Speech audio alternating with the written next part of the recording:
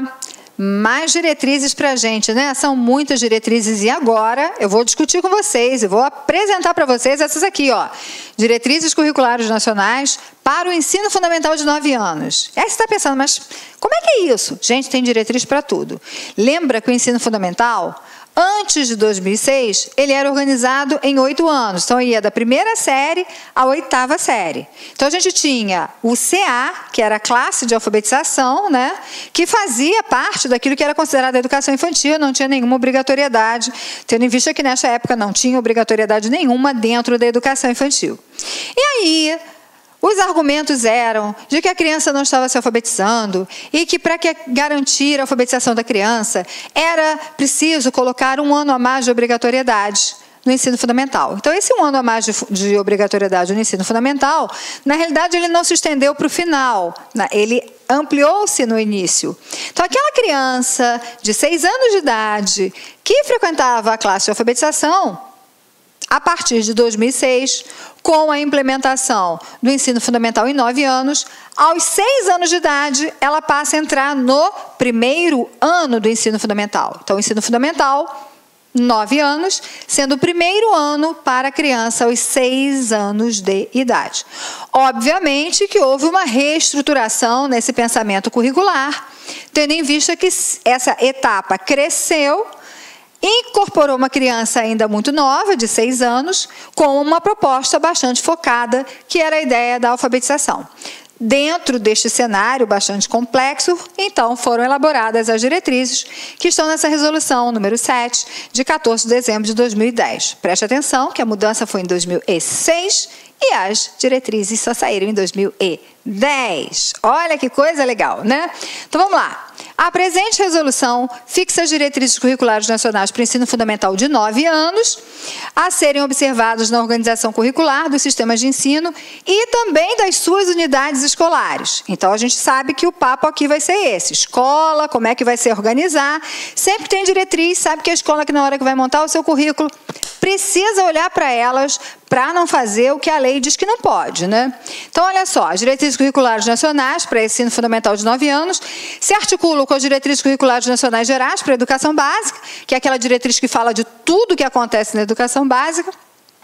Está aqui, que é esse parecer do Conselho Nacional de Educação, CNE, Câmara de Educação Básica, CEB, que é o parecer número 7 de 2010, e também com a resolução do Conselho Nacional de Educação e da Câmara de Educação Básica, que é a número 4 de 2010. E aí a gente tem princípios, fundamentos, procedimentos que são definidos pelo Conselho Nacional de Educação para orientar as políticas públicas educacionais na elaboração, na implementação, na avaliação das orientações curriculares nacionais, das propostas curriculares dos estados, do Distrito Federal, dos municípios, dos projetos político-pedagógicos da escola. Então, vai fazer PPP? DCN. Ah, tu está na Secretaria de Educação e tem que fazer uma proposta de mudança de currículo? DCN. Não tem jeito. DCN de ensino fundamental, 9 anos. Parágrafo único.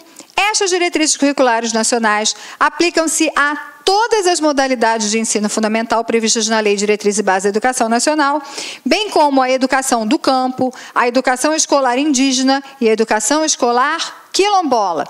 Então, todo mundo, tá? A gente também inclui aqui campo, a indígena, tá? A quilombola do mesmo jeito. Então, todas essas outras populações que não são urbanas estão contempladas. E aí a gente começa com os fundamentos que essa lei nos propõe. Ensino fundamental se traduz como um direito público subjetivo de cada um e como dever do Estado e da família na sua oferta a todos. Se é um direito público subjetivo, é um direito de cidadania. Todo mundo tem garantido acesso a este ensino por lei. Ok? E em qualquer tempo, não somente na idade correta, mas fora da idade também, porque é um direito público subjetivo. É dever do Estado, lembra que Estado com letra maiúscula, a gente está falando do poder público, garantir a oferta de ensino fundamental público, gratuito e de qualidade, sem requisito de seleção. Escola pública não pode selecionar alunos. Ah, mas eu só quero aluno bonitinho, eu só quero aluno inteligente, eu não quero aluno bagunceiro. Não existe, tá? Isso é fora da legislação. Pela legislação, não tem requisito de seleção. Parágrafo único. As escolas que ministram esse ensino deverão trabalhar considerando essa etapa de educação como aquela capaz de... Grava isso que eu vou falar agora, porque isso aí é objetivo, finalidade, hein?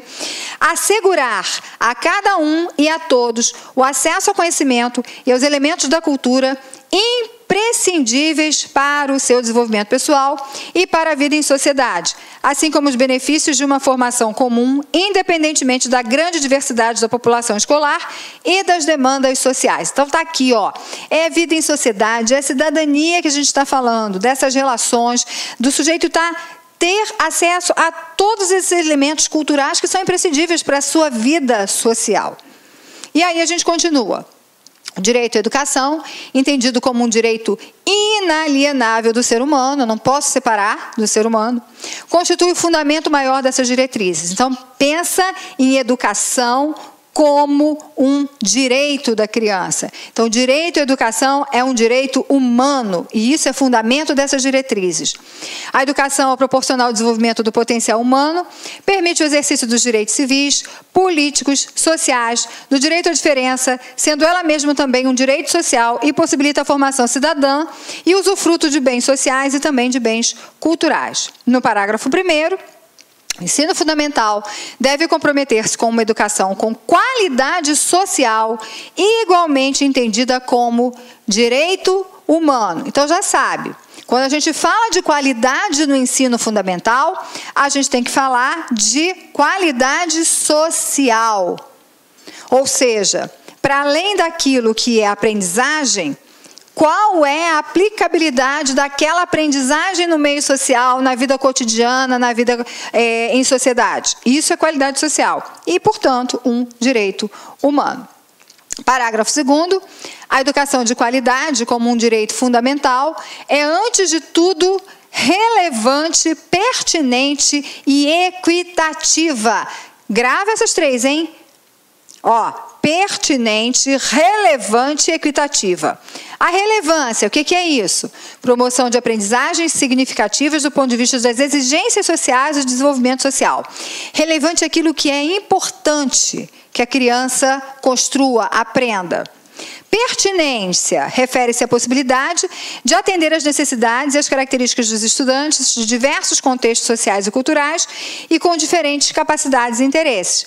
A pertinência tem a ver com aquilo que é pertinente naquele tempo histórico, aquilo que faz parte, aquilo que tem validade dentro desses contextos sociais e culturais. E equitativa, a gente está falando de equidade.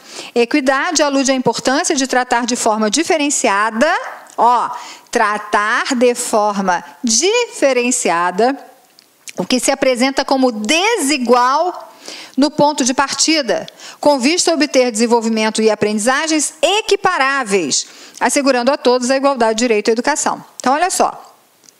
Se eu tenho pontos de partidas que são desiguais, tá? Criança entrou com 6 anos. Essa criança aqui mora, não vou nem falar de educação infantil, que a gente sabe que não é pré-requisito.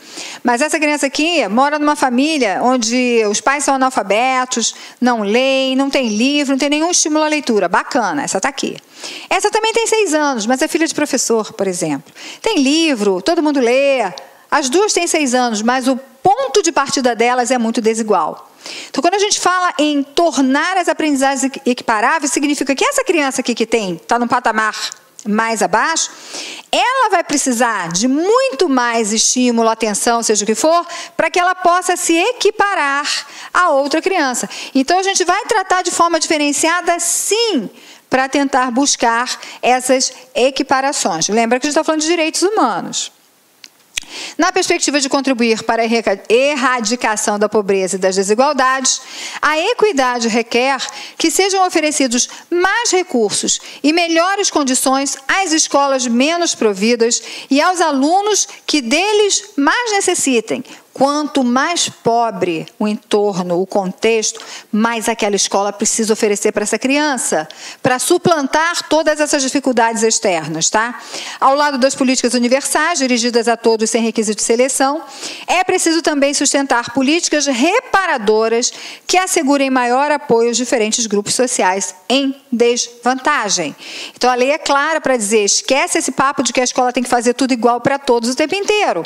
Porque a escola tem sim que dar um tratamento diferente para aquele que mais precisa desse tratamento, dessa intervenção mais profunda, ok?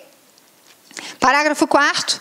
A educação escolar, comprometida com a igualdade do acesso a todos ao conhecimento e especialmente empenhada em garantir esse acesso aos grupos de população em desvantagem na sociedade, será uma educação com qualidade social, a gente já falou de qualidade social, e contribuirá para dirimir as desigualdades historicamente produzidas, assegurando assim o ingresso, a permanência e o sucesso na escola, com a consequente redução da evasão, da retenção, das distorções, idade, ano e série. Gostaram? É isso aí, gente. Olha o que a gente está dizendo. Não basta você pensar na equidade, você tem que pensar, está sempre tentando equiparar as crianças, mas pensando em acabar com essas desigualdades que foram produzidas historicamente. Então, você garante o acesso está em lei, né? Então, o acesso está garantido para todo mundo. Permanência, será que está? Ou a gente ainda tem muitos casos de evasão? E se a criança sai da escola, foge, some, não aparece mais, por que razões? Será que a escola não tem nada, não está implicada nesse processo de nenhuma forma? Lógico que ela está, precisa se olhar. E preste atenção, o que a escola tem feito para produzir o sucesso? Ou será, e fica aqui a dúvida, tá? Que a escola vem produzindo muito mais fracasso do que sucesso. A lei é clara quando diz sucesso. Então, a gente quer reduzir a evasão, a retenção e essas distorções. Essas distorções, idade, ano, série, elas às vezes são muito fortes, né? A gente tem alunos que às vezes estão no 3º ano de escolaridade, deveriam ter 8 anos, e na realidade eles já têm 10, 12, 14 anos às vezes. E a gente precisa buscar alternativas para diminuir isso. A escola tem que ser um lugar de sucesso. Eu sei que é muito desafiador o que eu estou falando, mas lembra que eu estou só repetindo o que a lei disse aqui para nós. Princípios. A gente já falou de fundamentos, agora vamos aos princípios. Esses princípios aqui, esses grupos de princípios aqui, eles se repetem tanto nas DCNs do ensino fundamental, quanto na DCN do ensino da educação infantil, quanto no ensino médio. Então, são sempre 3 grupos de princípios, tá? Éticos, políticos e estéticos. Os princípios éticos estão sempre relacionados às questões mais da convivência. Os políticos, o nome já diz, as questões políticas, né, dos direitos e dos deveres. E os estéticos em relação às culturas, às diferentes possibilidades de relacionamento entre aquilo que é diferente entre si. Então, se a gente quiser pensar os éticos, justiça, solidariedade, liberdade, autonomia e respeito à dignidade da pessoa humana, compromisso com a promoção do bem de todos, contribuindo para combater e eliminar quaisquer manifestações de preconceitos de origem, raça, sexo, cor, idade, qualquer outra forma de discriminação. Então, a escola organiza a sua proposta a partir deste princípio que diz, nenhum tipo de discriminação aqui vai estar presente. A outra coisa são os políticos. Reconhecimento dos direitos e deveres de cidadania, respeito ao bem comum, preservação do regime democrático, recursos ambientais, busca da equidade no acesso à educação, à saúde, ao trabalho, aos bens culturais e outros benefícios, exigência de diversidade de tratamento para assegurar a igualdade de direitos entre os alunos que apresentem diferentes necessidades, redução da pobreza e das desigualdades sociais e regionais. Então, a escola está o tempo inteiro pensando nisso, em ser um elo para dirimir, diminuir ou reduzir ou acabar mesmo com essa questão das desigualdades. E lembra dos princípios estéticos? Cultivo da sensibilidade, justamente da racionalidade, enriquecimento das formas de expressão, do exercício da criatividade, da valorização das diferentes manifestações culturais, especialmente a da cultura brasileira, da construção de identidades plurais e solidárias. E o que seriam identidades plurais e solidárias? Identidades solidárias. Eu sou assim. Ciclano é de outro jeito. E fulano é de outro jeito. Ok. Eu sou solidária a todos, mesmo que eles tenham identidades, expressem identidades muitas vezes diferentes da minha. E a identidade é plural, porque eu não sou uma coisa só. Eu sou professora, eu sou mãe, eu sou avó, eu sou tia, eu sou amiga, eu sou esposa, eu sou. E nós temos identidades plurais. E uma coisa não pode se chocar com a outra coisa. Então, é uma perspectiva da gente pensar bastante nessa proposta, porque uma proposta curricular implica identidade, uma proposta curricular implica nessa questão da igualdade, da diferença, e uma proposta curricular implica em todas as questões da cidadania, em todos os direitos e deveres. E a gente, então, quando está pensando nessa proposta para o ensino fundamental, precisa valorizar essas questões. Bom, deixa eu apagar, que eu esqueço sempre de apagar e fica aqui rabiscado. Olá, meus amigos, minhas amigas, sou o professor Luiz Antônio Carvalho, com muita satisfação, muito orgulho, estou aqui para lhe apresentar a nossa isolada de conhecimentos pedagógicos aqui da La Concurso, né? Antes de mais nada, eu peço licença, você estava assistindo no vídeo aí, ou do professor Bodão ou da professora Márcia Gil, mas esse vídeo nós temos a intenção de ser apenas um vídeo demonstrativo para você conhecer a qualidade dos nossos professores.